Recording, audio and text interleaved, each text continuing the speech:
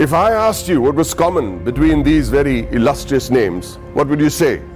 Mr. Kumar Mangalam Birla, Mr. Motilal Oswal, Mr. Suresh Prabhu, Mr. Shekhar Kapoor, Mr. Piyush Goyal, Rakesh Junjunwala. What do you think is common between these people from very diverse walks of life and professions?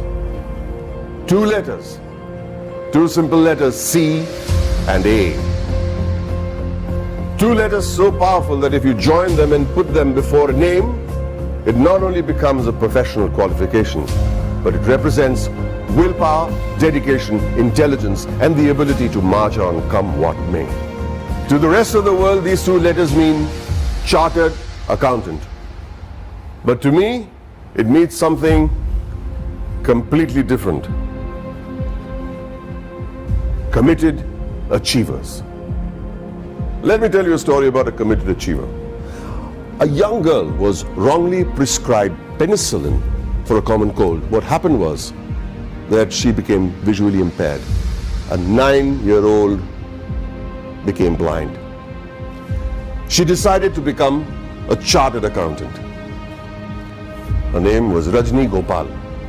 So what if she was visually impaired? The world may think of it as a handicap, but she did not. In another story, the daughter of a man who sold coffee outside Borivali railway station on a bicycle decides to learn English in the 7th standard. And she fails. Tries again, fails again. She goes on to become a chartered accountant. Did she ever think that language would be a barrier? She did not. Did she ever think that her financial status would be a barrier? She did not. All she wanted to do was become a chartered accountant, a committed achiever. The only place where achievement comes before commitment is in the dictionary. It was this commitment to achieve that led to the formation of this organization that would change the economic structure of this country forever.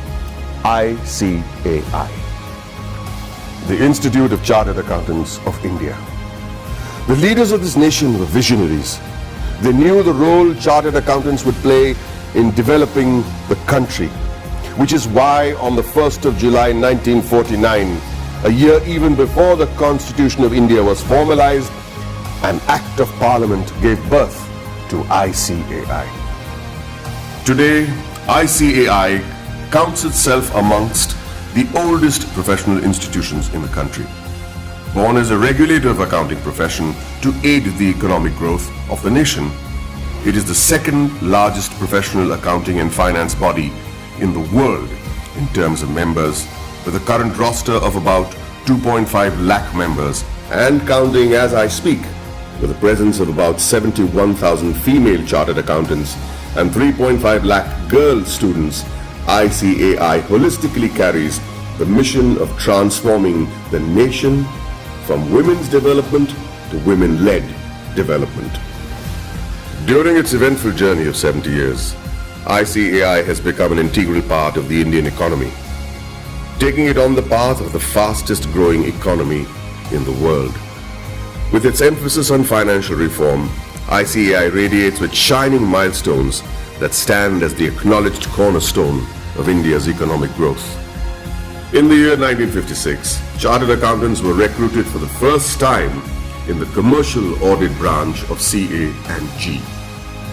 Many of you may not be aware that many accountants were part of the Indian freedom struggle, like First Lady Auditor C.R. Sivabhogam, who participated in non-cooperation movement on the call of the father of our nation, Mahatma Gandhi ji. She was also imprisoned for a year. Recognizing ICAI's strong regulatory framework, the High Courts acknowledged Council's strict disciplinary mechanisms in 1961. In 1964, the Council of the ICAI submitted its pre-budget memorandum for the first time. The memorandum contained useful suggestions for reorientation of taxation policies and procedures to the Finance Ministry. The process was so helpful that it is being practiced ever since. In the 70s, the ICAI started rendering free advisory services to SMEs and small taxpayers on maintenance of accounts, tax paying, and other financial matters. not only did it enhance the financial literacy of businessmen and citizens, more importantly, it started the industrial growth in the country. It also collaborated with the government to enlarge the scheme of scholarships. With all humility, I wish to mention that in the year 1972, ICAI members had provided pro bono professional services to the heirs of the Jawans and officers of the armed forces who sacrificed their lives in the war. Complete exemption from tuition and registration fee of the institute was also granted to the children of Amar Jawans and officers. The 80s saw widespread gloom in India's macroeconomic performance due to the prevailing conditions in the country. However, during the period between 1980 and 1990, the economy began to improve and growth rate accelerated. The government appointed CA members on various committees like boards of public sector undertakings and nationalized banks. The government also appointed ICAI as an expert and independent advisor on company law, fiscal and various other committees. The corporate sector, the public sector corporations, cooperative societies and public trusts were brought under the accounting discipline by legislation. In the 90s, sales tax audit was introduced in many states, which was a direct result of ICAI's efforts to showcase the role played by the CA community. ICAI developed a research center in the form of a non-profit company to be named as Accounting Research Foundation. It was during this time that the government recognized the ICAI as the sole recommendatory body for setting accounting standards in the country. 2000 and onwards marked the period when many MRA MOUs had been signed with many international bodies such as ICAEW, CPA Australia, Ireland, CICA, etc. ICAI was granted recognition by IGNU as a research center for the benefit of its members and employees to pursue doctoral research from IGNU. eSahayata was launched as an electronic service for members and students of ICAI to provide prompt services against their queries, complaints, and grievances. In 2007, ICAI decided to recognize the CA leaders in industries, which gave birth to a glittering awards function. In 2009, ICAI was awarded the Recognition of Excellence Award by the then President of India, Srimati Pratibha Patil. In the year 2014, the Honorable Prime Minister of India, Sri Narendra Modi, nominated ICAI for the Swachh Bharat Abhiyan. Under the banner of Swachh Bharat Abhiyan, Swachh Vidyalaya Abhiyan was launched in the year 2015 to provide separate toilets for boys and girls in all government schools throughout the country. ICAI undertook a pilot study for the Indian Railways. The in-depth cost analysis helped in streamlining the running of the railways.